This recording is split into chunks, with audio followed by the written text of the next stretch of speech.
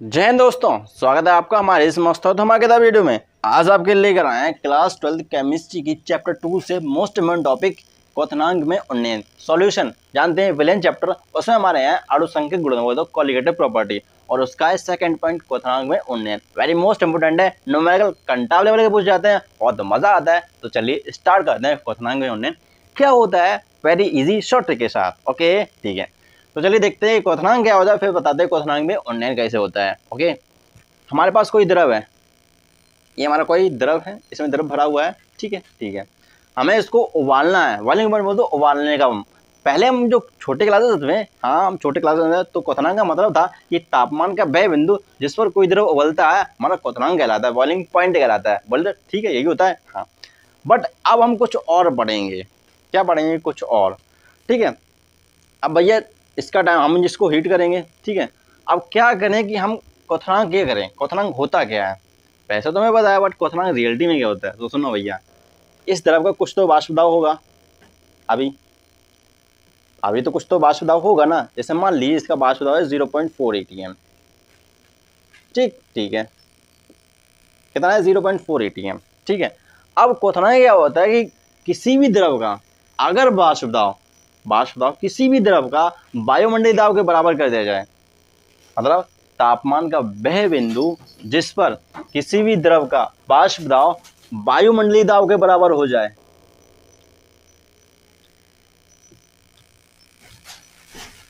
वायुमंडलीय दाब के बराबर हो जाए, हाँ जी, वायुमंडलीय दाब के बराबर हो जाए, तो हमारा वो तापमान का बिंदु कहलाता है क्वथनांक।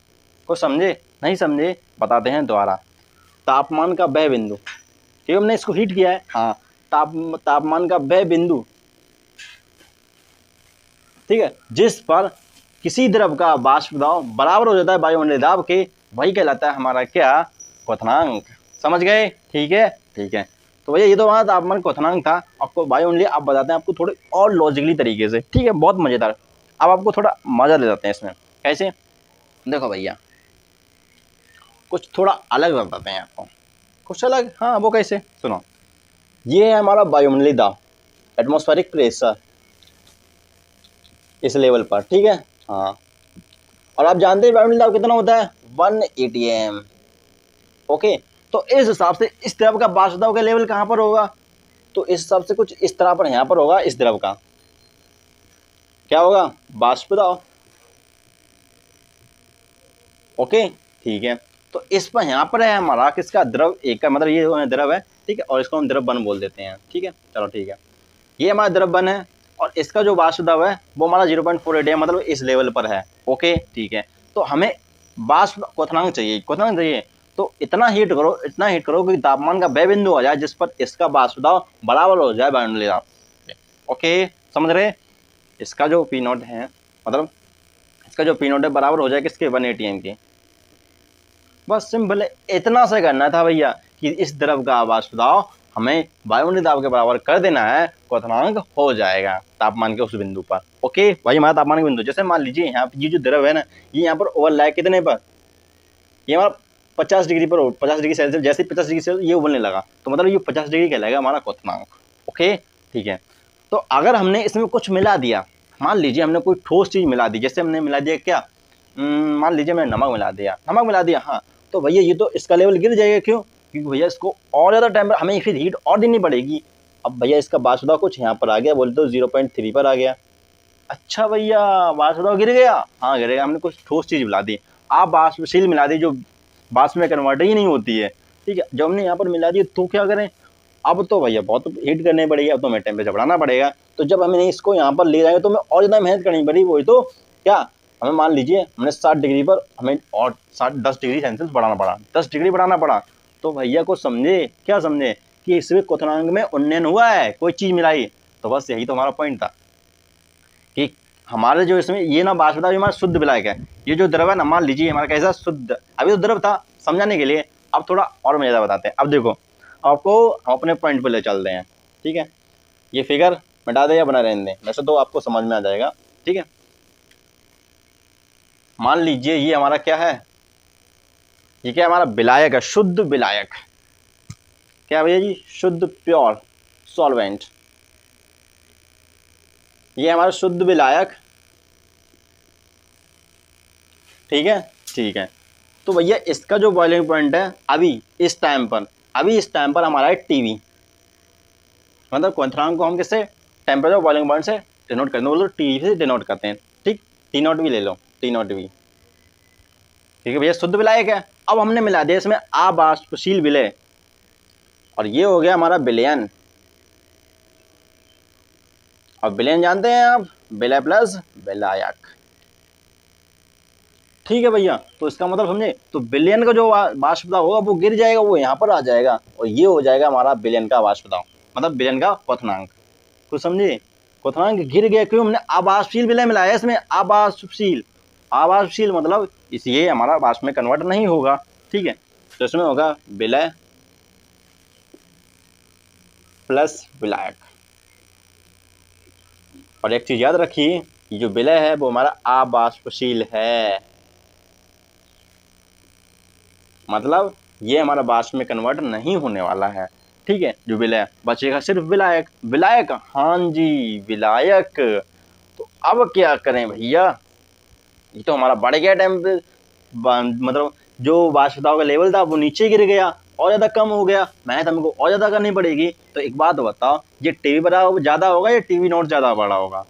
सिंपल है बात है, ये 50 डिग्री हुआ तो ये 60 है, तो 60 बड़ा है 50, सिंपल है, ये बड़ा होगा। क्यों? क्योंकि इसका लेवल नीचे गिरा है वाष्प दाब का, लेकिन क्वथनांक बड़ा है, वाष्प दाब गिरा, क्वथनांक बड़ा, ठीक है। और ये ज़्यादा होगा किससे, टीवी नॉट से।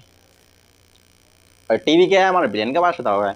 अगर हम चाहें, अगर हम इसमें हम क्वथनांक में उन्नयन कितना हुआ, जैसे हमारे पास ये 50 था ना, ये 50 था, ये 60 था, तो क्वथनांक में उन्नयन कितना हुआ, 10 का। क्यों? ये 60 माइनस 50, इसमें से इसको घटाया ना, हाँ, तो बस यही तो हम करेंगे। अगर हमें डेल्टा टीवी निकालना होगा, डेल्टा टीवी, तो हम करेंगे क्या, टीवी माइनस टीवी नॉट, ठीक है। ये हमारा क्या, उन्नयन कितना हुआ क्वथनांक में, ये हमें पता लग जाएगा, ठीक है।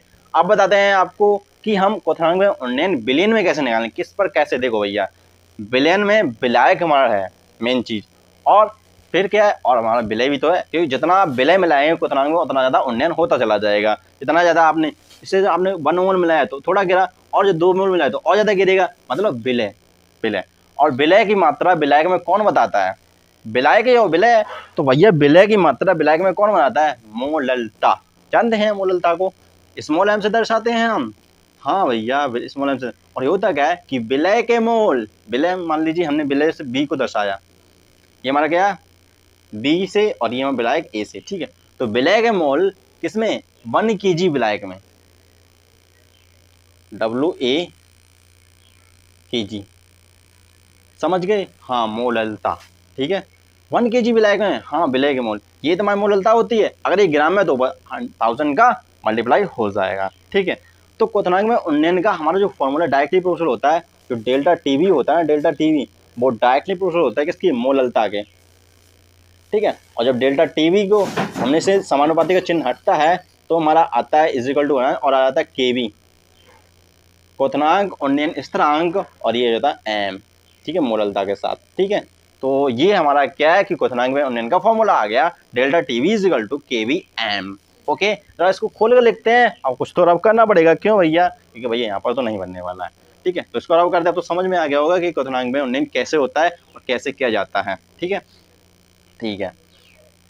चलो भैया, delta TV is equal to KV M, ये हमारी मोललता है, ठीक है।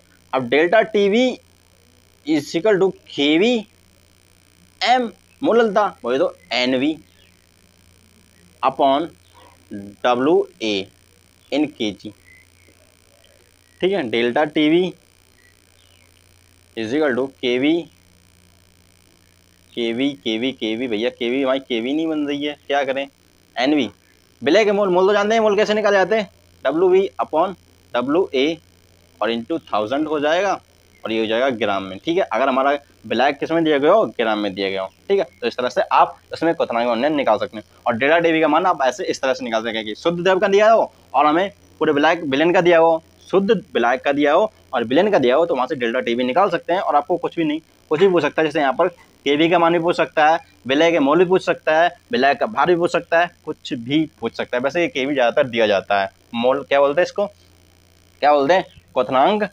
उन्नयन स्थिरांक। क्या बोलते हैं केवी को, क्वथनांक उन्नयन स्थिरांक। ओके, तो कैसा लगा वीडियो बताना जरूर कमेंट सेक्शन में कि क्या होगा। ठीक है, तो कुछ नया सीखा हो तो बताना जरूर। चलिए चलते हैं, नेक्स्ट वीडियो में मिलेंगे बहुत ही मजेदार वीडियो के साथ। तो मजा आया ना, कैसा लगा वीडियो, ठीक है, तो चलते हैं। जय श्री राम।